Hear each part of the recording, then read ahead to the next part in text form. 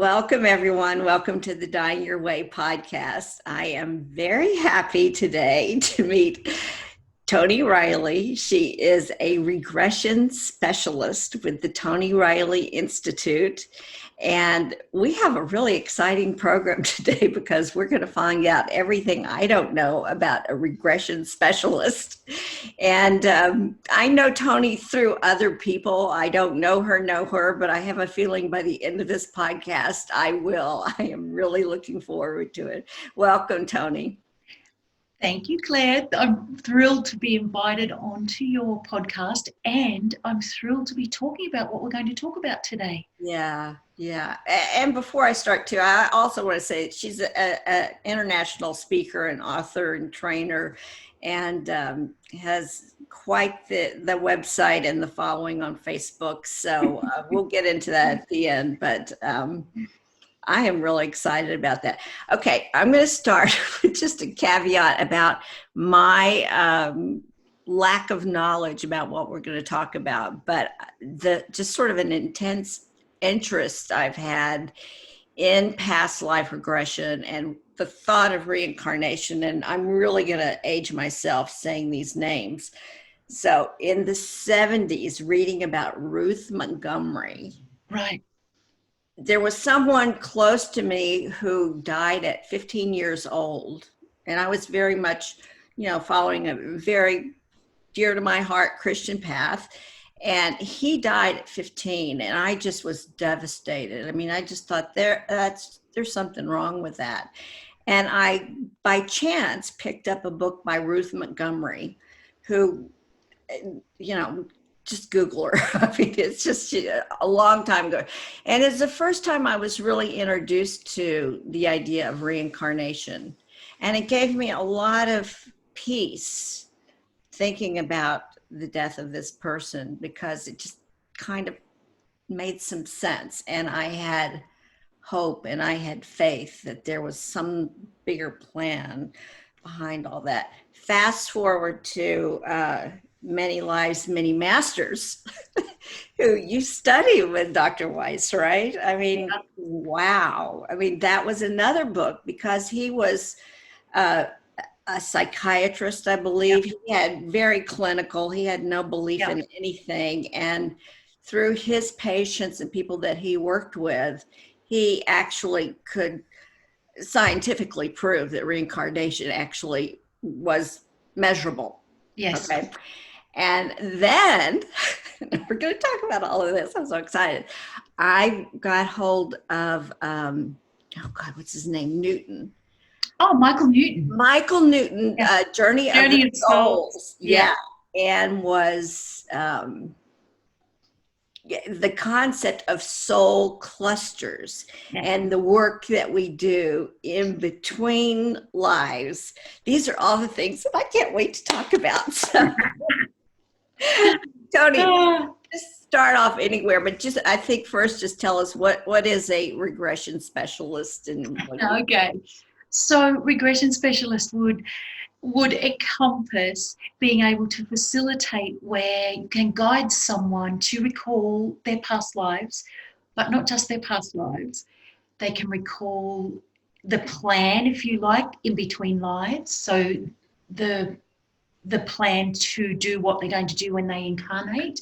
And also even beyond that, which is, I call it home, but it's basically when we're energy, soul energy, and it's a collective of everything but nothing. So it's extraordinary. And one of the things about being this regression specialist, because it developed over the years for me as well, as much as it was an observation that I kept making through my clients, but the fact that they could go there and visit in here, you're in meditation or under hypnosis, but people come back into the room and they're different because they have, I believe the reason why is because they're communicating with their soul energy. So Mm. it's not about a therapist telling them, it's not about reading someone else's theory, it's not even about reading any books. Like even, of course, I've read all the Michael Newton books and all of them, and they resonate with me, and they did a long time ago. But to actually experience it in your own energy is like, oh, then no one could convince you otherwise. I think no matter how religious our upbringing was, or even any of our belief systems, it's So when you experience it, it's like, whoa. how did you get interested in this, or why did you start doing this in the first place? I mean, people would argue it's a odd path. It's pretty out there, isn't it? Well, what happened for me was I had a very ordinary, I say ordinary because what I mean was I was unaware of spirituality until I was in my 30s. And I've actually, it's not entirely true because I had various readings with my close friends, but I really didn't realize that this was something that everyday people could do, or that we had our intuition, and we all have that. I just didn't ever think about those things. And of course, I was a mother of 3 small children. They were 3 and 3.5 years. So I just never had a chance to really think about these things until I started to feel within myself that, well, certainly a pull to do something. And I can always say that I used to think, what am I here for? And it's odd because you were thinking, what, you're raising these children, and that's a big thing. Yeah. But I felt like there was something more. But anyway, what happened was I started assessing my marriage, actually, but through myself, because I had realized I had become very oppressed, and I guess my personality was different and much more squashed than it actually is. So I started to soul search. That's what I call it. And through that process, I discovered that I was super intuitive, and I just didn't realize what that meant. But in the search to find out, oh, well, if I'm so intuitive, why don't I know this? I was told to find a meditation teacher. Well, I thought, this is how ignorant I was. I thought Buddhist monks meditated. That was my sole knowledge on meditation. Nothing. And I'm like, oh. And I also enjoy a glass of bubbles. So I'm thinking, oh my God, do I have to stop all of these things that I do as a regular person? And anyway, what happened was, fast forward the story, I found a meditation teacher who was a very, I say ordinary, but I mean mainstream as opposed to woo-woo. And I started to meditate, and all of this intuitive ability was there. And I thought, oh, that's what started me. And she also led me to read Many Lives, Many Masters. So how did you end up studying with Dr. Weiss, and what kind of program is that? Well, this lady was in Australia, actually, who told me to read that book. And I instantly, after reading Brian Weiss's book, I'm like, oh, I have to go and be regressed by him. He was in the States. But so I went to her and I said, oh, I have to have a regression. And she said, oh, I'll do that. So the next day or two, she regressed me in her lounge room or living room. Wow. And I saw 3 lives, and it was extraordinary. But also after that, I'm thinking, actually, when I was reading Many Lives, Many Masters, I was thinking to myself, oh, it was the first time in my life that I knew what I was here to do. Wow. I didn't quite know what it looked like, but, and it was so different to anything I'd done already in my life, because I used to program software in computers. 80 degrees. Yeah. So I'm like, okay. But what happened was, she did teach me how she had been taught regression or to help people recall their past lives. But at that time, and I do think it's still an option actually, Brian Weiss did trainings at Omega Institute in New York. Rhinebeck, in New York. Yeah. So I went to that. Yeah. And well, actually, I became quite, I'm probably not really a shy person, but I definitely couldn't speak in front of people. But something switched in me when I read that book. And even when I got to the training, he only regresses a couple of people. It's quite a big group of people, actually. Mm-hmm. But he had this lady up on stage to regress, and I knew he was going to do another one, and I'm like, I've got to get him to regress me. So I went up there like a psycho, really. Yeah. Please, can you do me next? And of course, he does his checks for if you can be hypnotized. His checks, it's a bit of an eye roll thing. Yeah. Anyway, he let me get up there on stage and regress me. So it was brilliant. And of course, his energy is just, he's so beautiful. And so I was feeling pretty lucky. And you know, back then, it was 2008. 2008. Maybe it was 2009. I think it was 2008. But my friend who I met there, he had an iPhone. And they were brand new then, but it had a camera on it. So I scored these very dodgy but photos of me up on stage with Brian Weiss. So, yeah, that was it. So, but already by the time I went to do that training, I had already been working with people for about a year, and I realised that, I'm doing it fine. It works. Yeah. And I was he's so inclusive, I'm going to say. So he is not about owning this process or that it has to be done a certain way, just about sharing the amazing things that happen for people when they do have these experiences. So it was just really special. So, I mean, I kind of have so many questions here. Do you use hypnosis in your work? Is that how you regress people and go back? Yes, but I personally always call it meditation, mainly because back 15 years ago, it was a little bit out there, and people would ask about being hypnotized. And for a lot of people, they'd only seen people being, clucking like a chicken on stage, and those kinds of stage shows, which for me are fine. I think they're hilarious, but it was like, I don't want them to think I don't want them to think they don't have control and I'm going to turn them into something. So I chose for that reason not to say it was hypnosis. I said, I'm going to take you into a meditative state, but ultimately it's the same thing.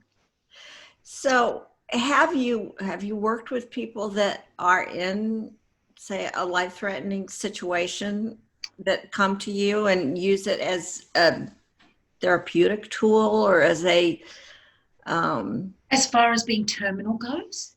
Well, I mean, just so many people that I've worked with, quite honestly, and I think it's a universal fear, do have a fear of death and have a fear of dying, and there's a lot of anxiety around that. Sometimes it's regret because of they're facing the end of their life, and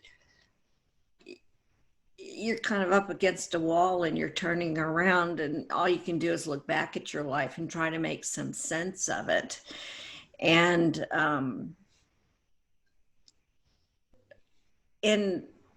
I really haven't had, I guess I've had a couple of past life regressions. I don't even know if that's what you do, but it just really gave me a bigger picture of the whole ball of wax and why we're here and what Michael Newton said this in his book, and I'll never forget it. He said, your worst enemy on earth could be your best friend in heaven. And that concept just really supports, well, me in my own life, but to resolve and forgive people thinking they are here to be a great teacher for me. They volunteered on the other side to take this role so I could learn this lesson, and that really takes a lot of the charge and emotion that so many people really do carry with them at the end of life, because they think it's just this one life that they're dealing with and they don't understand. There's so many layers to it, isn't there? But I think what you're describing there is when, as he says, maybe your best friend in heaven is your worst enemy on earth, that's what gives me passion, actually, is that if I can teach people, not even teach them, share with them that we do come here together to grow. I feel like grow now, grow as a person in our life. And the people who poke us the most or hurt us the most are our teachers. And I think what happens when people realize that, it's like, oh, and this is why I call it recall as opposed to regression, because it's almost like they knew that was going to happen before they incarnated, but we forget. And when they're reminded of it, to stop feeling so victimized by people, or so hurt by them, or so wounded by them. Yeah. But I think as far as when people are terminal or they're aware that they're going, I think the part of the process of life is that grieving process, whether they're grieving for the loss of someone because they're staying here, or for now at least, or if they're grieving for their own time being nearly up. It's an extraordinary process for them to go through, because they're reminded of what was going to happen and why. Mm-hmm. Yeah, and I mean, it takes away the humanness in a way, but that is liberating. So I think we are here to be humans while we're here, because that's what we are doing. We're living life, and there are things that are to be enjoyed while we're here that we don't have when we're not in a body. But to be eased when we know we're going home, because for many of us, it is scary. And it's not just scary, it's because we've forgot the concept that there is something more. Plus there's the fear that's put into many of us down here that there's a hell. Yeah. There's a heaven and there's a hell, and you're going to pay for things that you did. And the reality is, this process shows them firsthand that that's not the case. There's no retribution, actually. It's like, you welcome back. You're back in the energy, and it's peaceful and all kind of magical. Yeah, I mean, I've also talked to a lot of people that have had near-death experiences and actually crossed over to the other side and then came back. And boy, talk about transformation. I mean, that's huge for people. And it's not that, I mean, I think about how, when I was introduced to Ruth Montgomery, how that gave me some sort of peace as a Christian, to think that was a possibility, that there was something beyond just heaven or hell and the things that I've been taught in Sunday school. And my brain, for whatever reason, could really accept that and wrap around that idea. But as I matured and I see other belief systems that are culturally throughout the world, I think of people that are atheists, don't believe in anything. They're just we're like just this physiological blob, and when we die, there's nothing. So there's that. And then there are other people that are very, I would say, rigid and fundamentalist in their point of view, that, it is that very, there's my way or the highway, and if you're not on this path, you're going to go to hell. And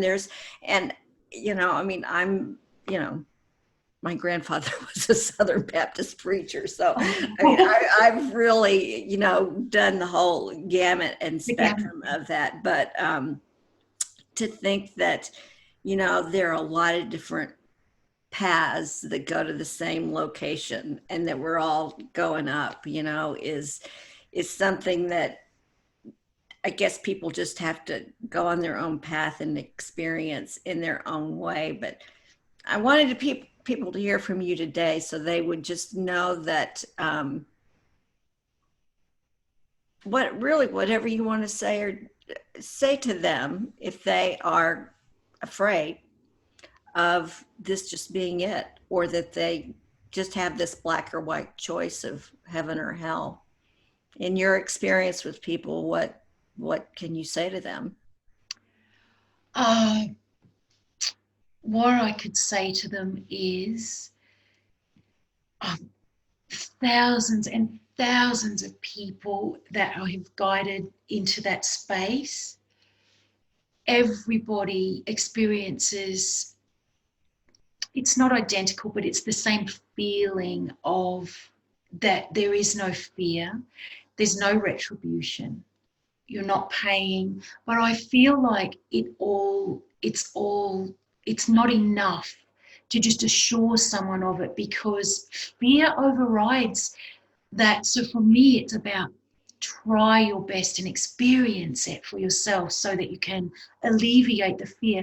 And you can do it with, not just with a facilitator, you can do it through meditation.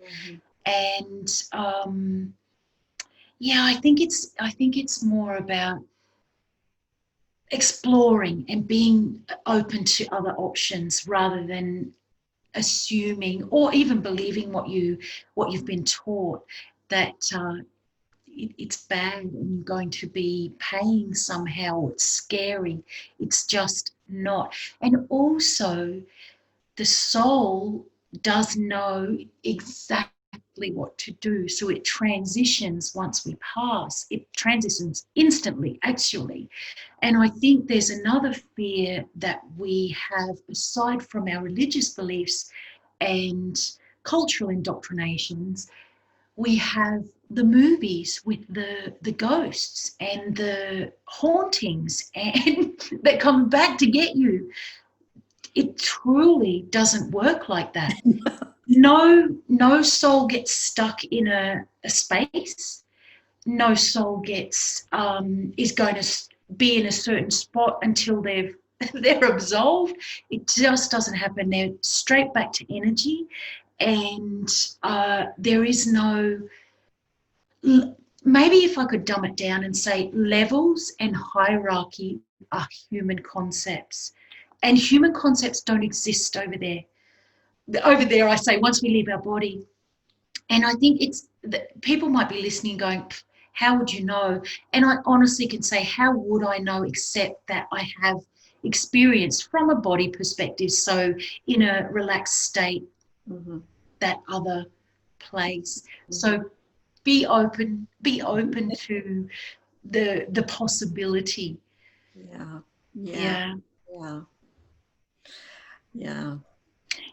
Do you think, Claire, you work with this? And I mean, at the end of someone's time, and this happens in regression because the death scene's it's crucial to the understanding, but it's almost always, if not 100% of the time, a peaceful thing, no matter how fearful we've been in the lead up.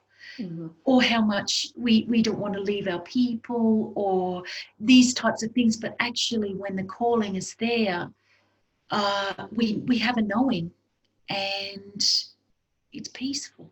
Yeah, I would have to agree. I think where the area where I work, you know, is the leading up to that point. Yeah, the people that I've been with, and I have observed that for the most part, not always, but for the most part, that's true.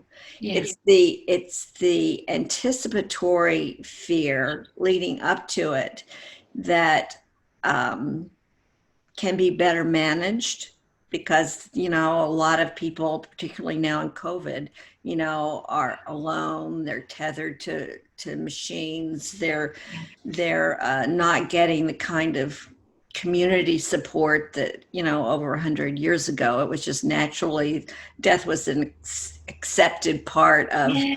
that circle of life, and it just isn't now, and it hasn't been for a long time. But yeah, I think that I had an interesting, I don't know if you know who Peter and Elizabeth Finnick is, but who they are, but he is a he's a psychiatrist, but he does a lot of work with reincarnation too, but near-death experiences. Yeah. And he was saying that if people are just even curious about death, it takes away about 80% of them experience a very peaceful death. Not whether they're religious or not, or have beliefs or not, if they're just even curious about death, like the conversation we're having right now. Yeah. Whatever the preparations that people do to prepare for dying, Yeah. it really helps ease the experience of dying and the fear of dying. Not to mention you've planned everything else for everybody that's left behind. But yeah, having these conversations are really important. Claire, I'd really like to share a recent death that affected me, because I want to share this with you because she and I have worked in and around death, whether it was in mediumship, which is to alleviate people who are left here with their grief, and also in my work with the recall and the regression. And she was also a psychotherapist and counsellor. Anyway, the story goes like this. She also wrote my counselling component for the training that I do, but her name was Pamela. But what happened with her was she was 68, very lively, modern thinking, very open, lovely. But what happened was she became ill at the last minute, and she was kind of anti-Western intervention. She was not about Western intervention, but what happened was she went to the doctor because she had a pain, and she was actually almost dead. She had stage 4 cancer. They gave her little time to live. She lived for 11 days after that. Wow. And I remember because her brother had died just before, and her husband had died just a few months before, maybe 8 months before. So she was very active in comforting them through that. And I remember she was telling me, as much as we knew about the concept and the possibilities, she was scared. Yeah. Just that you can admit that. Wow. Yeah. Yeah. So, and she knew it was her time and all of those things, but she still was scared. Yeah. But yeah, and even working through all of this, it was still a shock to us because we were not expecting it. But life.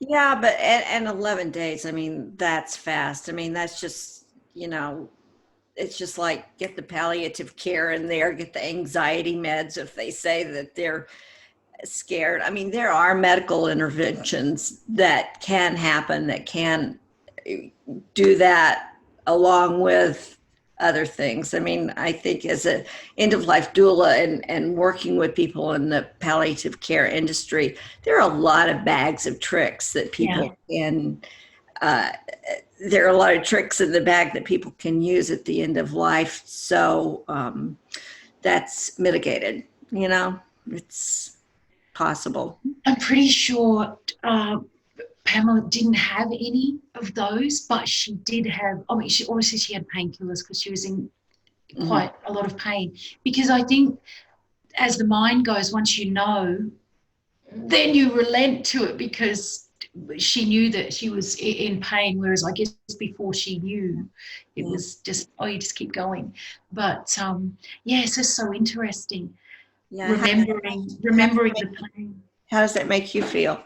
Oh, I tell you, I can't. This is the first time spoken about her and not cry. And so it's like, as much as we know, Mm-hmm.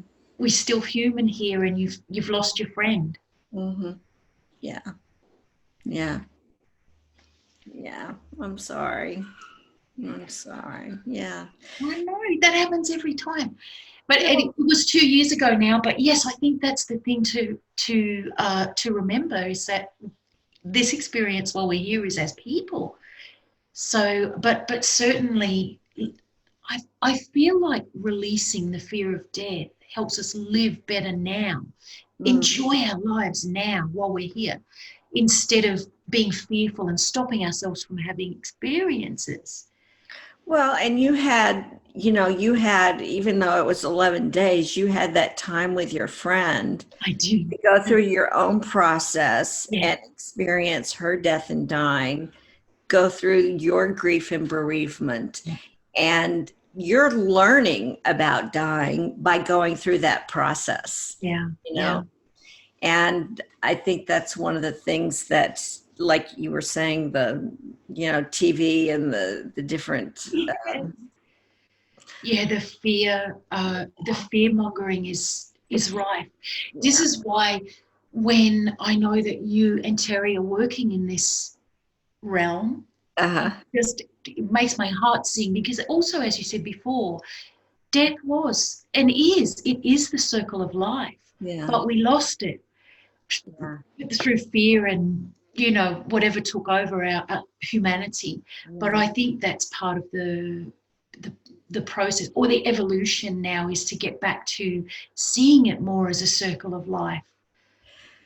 So give us an idea, if someone was going to say, I really want to have, a past life regression, what's that process like? How do we do that?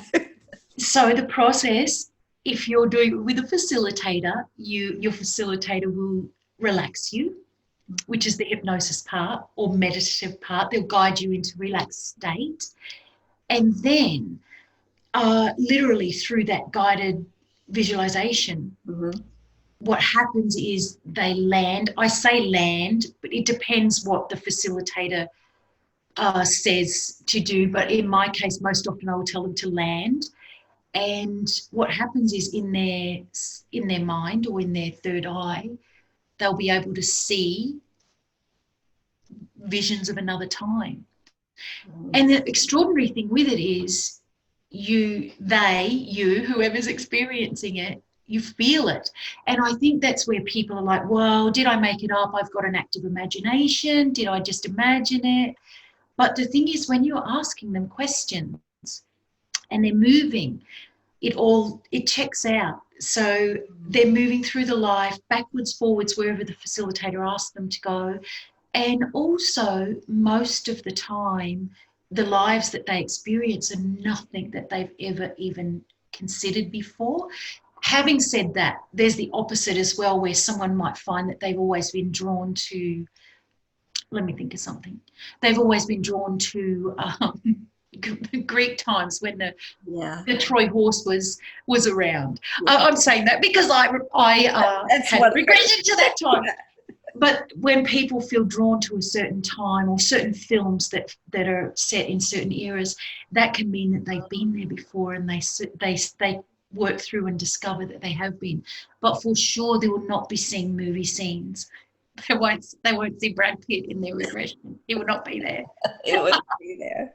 Yeah. No, so have people, I'm just thinking about my own experiences with this, and the person I'm thinking about was, came back to me in a past life regression in 2 different lifetimes, besides the one that was the one in this lifetime. And, it really fit the personality that they have now. Yeah. And the the anger or the situation in the present life, when I looked at the past life, it kind of was like what I went through was the perfect karmic balance for what I had put them through in that past life. I mean, it actually even hurts me to even think about it because it was so sad, you know, and I could immediately forgive that person, and you know, just yeah, it really was healing for me to go through that because I could see the karmic balance of why we had to go through that together, you know, in that way to balance it out. And Claire, you know what's really interesting about you describing your experience there is we have had many lifetimes, but the soul knows which one to show to you to make sense of now, so that you can understand this interaction now and move through it or forgive or whatever it might have been that each person has to do. And that's the cleverness of, I guess, our soul memories, is it knows exactly what we need to see now to improve now. And that's also why this regression process, even if you don't do it with a facilitator, if you do it with a guided meditation on YouTube or the like, your soul's giving the information to you, or revealing what you can cope with and what you need to understand now. I call it the prescription, but that's what it does. It will give you the information that's going to help you understand now better, and that's what it does. And what you just described is the most beautiful reality of the therapeutic value of it. So talk a little bit about the safety of it, because I think people that haven't, I mean, that happened to me when I was actually in a meditation. Nobody was guiding me, and I was meditating, and that came up and spontaneously on its own. But if people are fearful of this, you know, and I think a lot of people could be, you know, what is it that would ease their fears, or that, just talk about that a little bit, because I feel like that can be tricky if people are not into that we have a soul or this kind of thing. So often, even if people are fearful, they're coming because they're at their wits' end for trying to fix something. Whereas if people are fearful of it because they might see themselves as someone terrible, or they've done something terrible, and I assure you we all have. Yeah. But what happens is when you're shown it, what you'll be shown, and certainly if it's facilitated, we want to find out why, because never ever are you shown a past life to feel worse or feel bad about it or feel like you have to make up for it. It's somehow to help you understand now. And I want to say it's never scary. It's very difficult to explain, but you never seem to be shown something that you can't cope with or that doesn't make things somewhat better. But I will say, if anyone is afraid, maybe then going through a facilitator is a good thing to do, so that nothing's left to be questioned. Yeah. There's a process that we'll go through so that you do understand why you've been shown a certain thing. And I think if people aren't, a lot of the time they just get it because that's how it works. But given that as a facilitator, you're somewhat of a counsellor, and there's techniques in there, there's ways that absolutely you can help your person reach an understanding so they're not left fearful and certainly never feeling bad about what's happened. Yeah. They always come out and say, even if they've been crying, because it can get emotional in there, I feel lighter. Yeah. Always. It's like a burden lifts. Yeah. Yeah.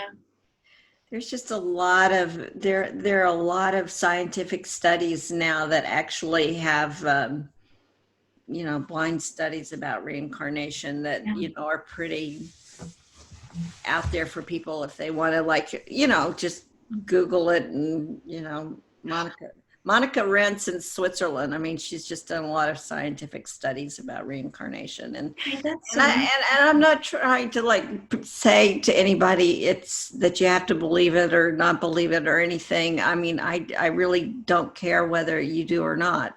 It's like, I don't care if people are meditators or not. I don't care, what anybody's belief is. But I think once we actually cross over to the other side, it kind of is what it is, and it's great. I don't think there's anything to be afraid of. But and it's great. That's the thing. Yeah. And Claire, two things I'd like to say. You talked about near-death experiences before, and they're spontaneous. They're spontaneous in a situation where someone's literally stopped breathing, but that area mm-hmm. is where it can be facilitated for people to go there and they don't have to nearly die. So that's one extraordinary thing. Okay. And nobody comes back from a near-death experience saying it's scary. They come back and go, oh, it's really special. And well, I had to come back, but it was great point. That's a great point. You don't have to die to have a near-death experience. No, you don't have to. You don't have to stop breathing. We can slow your mind down and you can experience it. But the other thing I was going to say was my next season on the Life Map podcast, I'm going to feature case studies that have been verified, because me for a moment, I always have wanted to reach people so that they just might resonate and experience recall or regression to make their life better now. So I love the therapeutic value of it. But it's not always appealing to people to think that they're messy, because I love the self-awareness component. Yeah. But to realize that insecurities, they're messy, and we all have them to an extent, but that's not always appealing for people. And I get it.